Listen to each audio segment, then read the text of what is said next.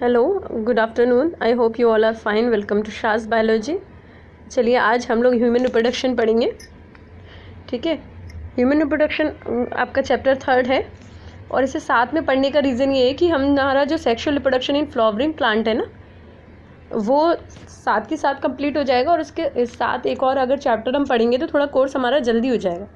ठीक है, human reproduction के जितने भी वीडियोज़ रहेंगे वो आपके सुबह आएंगे और सेक्सुअल रिप्रोडक्शन के जितने भी वीडियो रहेंगे फ्लावरिंग प्लांट्स के वो आपके दोपहर में आएंगे। ठीक है, चलिए फिर आज इसका इंट्रोडक्शन लेते हैं, थोड़ा सा पढ़ते हैं इसके बारे में क्या है और थोड़ा इंटरेस्ट लेके पढ़िए बिकॉज ह्यूमन रिप्रोडक्शन हमारे रिप्रोडक्शन के बारे में, तो ऑब्वियस सी बात है थोड़ा सा इंटरेस्ट होना चाहिए पढ़ने में ना। अपने बारे में जानने के लिए हमेशा मतलब क्यूरियस रहना चाहिए, उसको बोझ नहीं समझना चाहिए कि हाँ क्या पढ़ाते रहते हैं ये लोग, हर वक्त पढ़ाते रहते हैं। चलिए स्टार्ट करते हैं।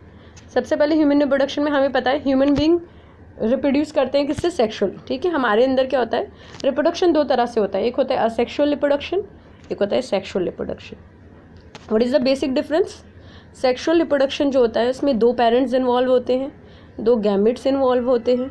ठीक है, और असेक्सुअल रिप्रोडक्शन जो होता है उसमें एक ही पेरेंट्स इन्वॉल्व होते हैं। ठीक है, उसमें आपका क्या होता है, गैमेट्स का इन्वॉल्वमेंट नहीं होता असेक्सुअल रिप्रोडक्शन के अंदर। तो आपका जो हमारा ह्यूमंस हैं वो सेक्सुअली रिप्रोड्यूस करते हैं, उनके मेल और फीमेल क्लियरली एकदम अलग हैं। मेल के पास मेल का गैमेट होता है, फीमेल के पास फीमेल का गैमेट होता है। और हम वीवी पेरस हैं। What is the meaning of viviparous? Viviparous का मतलब होता है जो डायरेक्ट बच्चे को बर्थ देते हैं। ठीक है, एक होता है ओवी पेरस। ओवी पेरस वो होते हैं जो एग लेइंग होते हैं, वो अंडे देते हैं। ठीक है, वो क्या करते हैं, वो अंडे देते हैं और अंडे के बाद उसके ऊपर फिर बैठते हैं, उनका हैचिंग पीरियड कंप्लीट होता है, फिर उनमें से बच्चे निकलते हैं। मगर जो वीवी पेरस होते हैं वो क्या करते हैं, वो डायरेक्ट बच्चे को बर्थ देते हैं।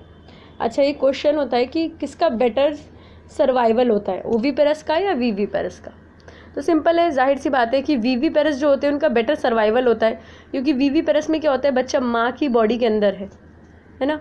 तो अगर कोई भी ख़तरा माँ को होता है तो वो जाहिर सी बात है अपने आप को बचाएगी, तो बच्चा तो बच ही जाएगा। मगर ओवी पेरस में क्या होता है, अगर किसी भी रीज़न की वजह से वो अपना घोंसला वगैरह चिड़िया अगर छोड़ कर गई है और कोई मतलब कहीं गई है खाने की तलाश में, तो क्या होता है, कोई ना कोई दूसरा जानवर आके उसके क्या करता है, अंडों को खा जाता है। तो सर्वाइवल रेट वहाँ पर कम है। ठीक है, आई होप वीवी पेरस एंड ओवी पेरस में आपको डिफरेंस समझ में आया होगा। चलिए, in humans the reproductive phase start after poverty. अब पोबर्टी पता है आपको, पोबर्टी क्या होता है? पोबर्टी वो टाइम पीरियड होता है जिसमें जो बॉडी होती है वो सेक्सुअली मैच्योर हो जाती है रिप्रोडक्शन के लिए।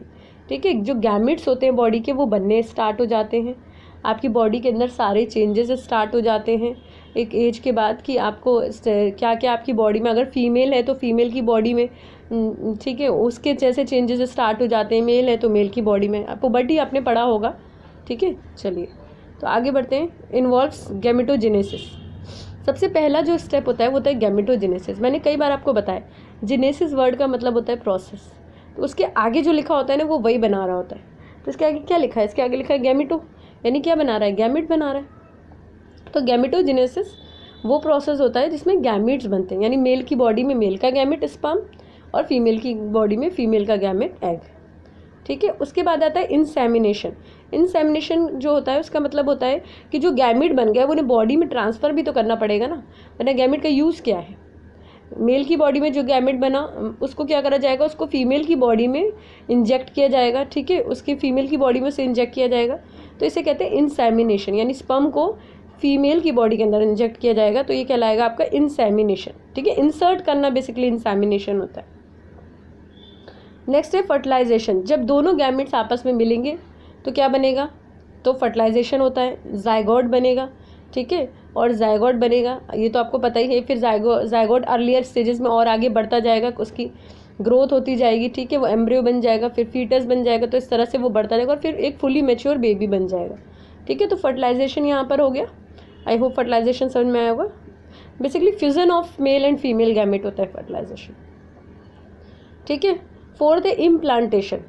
अब जब फर्टिलाइजेशन हो गया, जायगोट बन गया, तो वो क्या करेगा, वो एम्ब्रियो में चेंज होगा, एम्ब्रियो में भी वो ब्लास्टोसिस्ट कंडीशन में पहुंचेगा।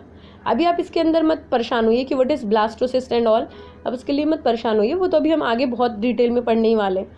तो क्या करेगा वो, जाइगोट बनेगा, जाइगोट के बाद वो ब्लास्टोसिस कंडीशन में जाएगा और फिर वो जाके यूट्रस की, जो फीमेल की जो यूट्रस होती है उसकी वॉल पे जाके इम्प्लांट हो जाएगा। ठीक है, यानी यूट्रस की वॉल जो होती है एंडोमेट्रियम, उसके उसमें जाके वो क्या होगा, इम्प्लांट हो जाएगा। वो तो हम सब समझ लेंगे कैसे इम्प्लांट होता है, क्या होता है। हम ये सारे पॉइंट्स को बहुत डिटेल में पढ़ेंगे। आज तो ये थोड़ा सा इंट्रोडक्टरी टाइप आपका लेक्चर है, थोड़ा सा बेसिक सब नॉलेज के लिए। ठीक है, इम्प्लांटेशन हो गया। उसके बाद आता है आपका गेस्टेशन। गेस्टेशन वो पीरियड होता है जो ह्यूमन का के बच्चे का टाइम होता है ना, जब वो पैदा होता है तो 9 मंथ जो पीरियड है वो आपका गेस्टेशन पीरियड होता है। हर एनिमल का अपना अपना अलग अलग गेस्टेशन पीरियड होता है। तो ह्यूमंस का कितना है, 9 मंथ होता है। 9 मंथ में बच्चा क्या होता है, पूरी तरह से डेवलप हो जाता है, पूरा वो बन जाता है।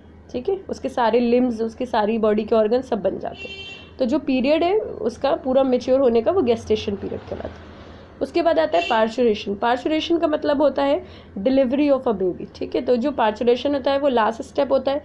इसमें क्या होगा, जो बच्चा है उसकी क्या होगी, डिलीवरी की जाएगी, यानी वो बच्चे को बॉडी से यूट्रस क्या करेगा, कॉन्ट्रैक्ट करेगा और उसके बाद यूट्रस की मसल जब कॉन्ट्रैक्ट करेंगी तो वो बच्चा क्या होगा, बॉडी से बाहर आ जाएगा। ठीक है, तो वो कहलाता है, यानी डिलीवरी जो होगी बेसिकली उसको हम कहते हैं पार्चुरेशन। तो आई होप आपको ये पॉइंट्स मेरे समझ में आए होंगे।